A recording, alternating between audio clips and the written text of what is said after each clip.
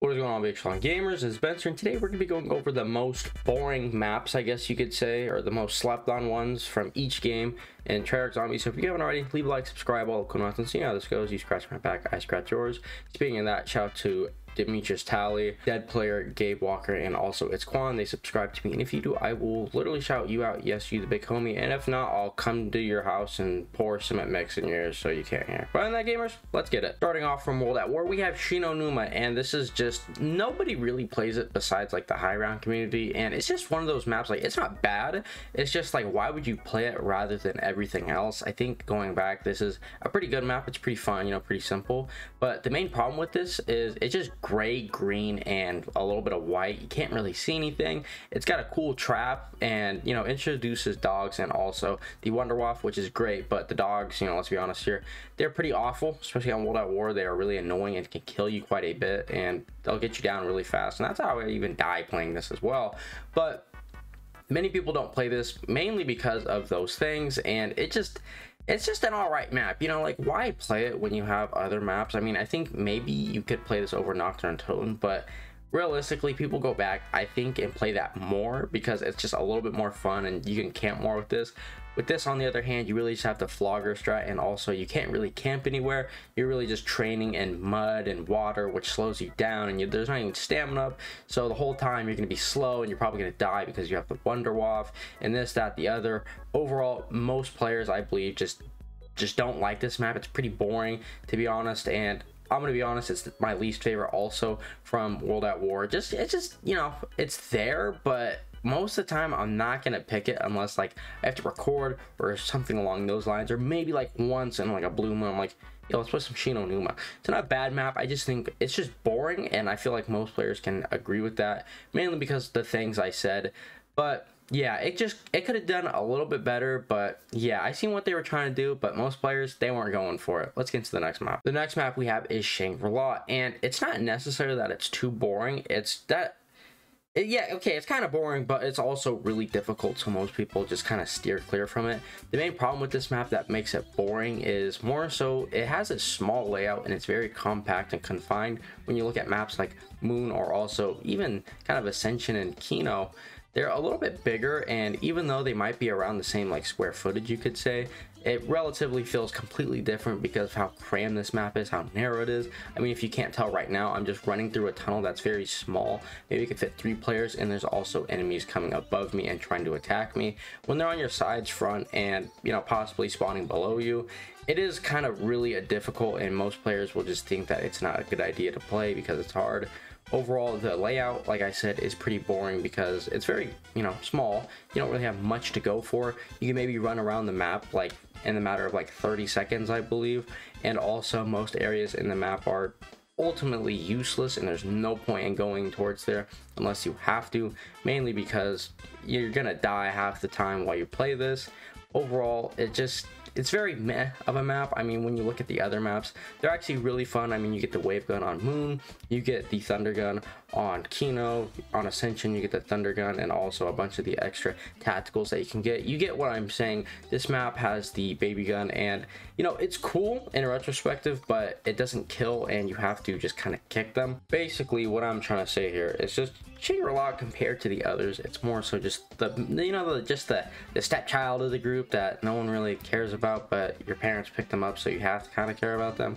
Kind of like that, if you think of it in that term.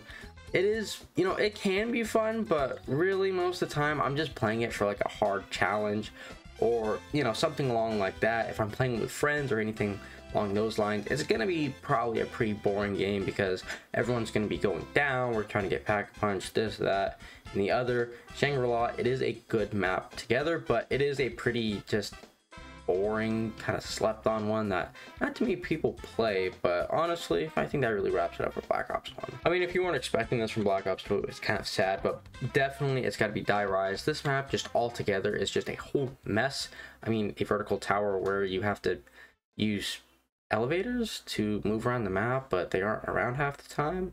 overall this map just doesn't provide very much, and most of the time you're gonna be wondering where the hell are my friends at. And if you die on this map, like you go down and your friends aren't near you at all, or they're at the top and you're at the bottom, you're gonna die. There's nothing you could do about it. Most of the time, if you're playing in co-op and you're not with friends, you're probably gonna be spectating because, well, you're dead. The other problem with this map as well is it would be a lot more fun if you had PhD Flopper. This liquefier is a really fun gun, but really, let's be honest here, it needs PhD Flopper, because if you slip around and fall off the map or fall too far and you land on an edge or something, you're going to go down, or you might even die, which, you know, once again, you're going to be spectating friends.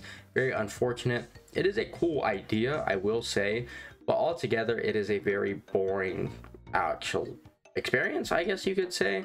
I think even Nuketown is a little bit better, mainly because it's just a little bit more packed and a little bit more fun because it's so chaotic. With this map, you're just wondering, what do you do, how do you do it? And you know, you're not going to be having the time of your life as you would with the other maps. And you could even play Transit over this and have more fun. You could say the same thing about Transit though, with friends dying, but even then there's a bus to transport. And in this map, you just have to jump around and pray that the elevator right next to you is going to be going up rather than down, or vice versa. And most of the time it's doing the exact opposite, so you're going to be stuck at the bottom, pretty bored out of your mind, and not really much else to do but kind of just be a sitting duck. And maybe if you survive, you might get lucky and make it to the top or have some fun with it, but most of the time you're not. Black Ops 3 is pretty great, and you know, we had some really good maps with it, but I think the most boring out of all of them has to be Zetsubou no Shima. It is a good map, and you know, and all together, but let's be honest here, most people are not going to be booting it up, mainly because there's a variety of problems with this map, mainly starting with the power. I mean, most of the time when you actually start up the map, you gotta use all these, you know, gobblegums and this, that, and the other to actually progress through it pretty quickly and not get power on by round 13, and you'll probably die because you don't have Jug. And also the fact that there's like 20 billion doors to buy, each costing like 2,000 points, which on top of that, you know, you're going to be spending a lot of money that you could be on perks, Pack-a-Punch, or trying to get the Masamune or the KT4. Overall, the map is good, but after you set up everything and you've already done all the things that you need, it is kind of boring. I mean, there's only one or two really good high round strategies on this map. The wonder weapon, or also the little ability you can use, is really good. I think that's probably the best part about this map that makes it the most fun, because it just kills enemies and it never gets bad.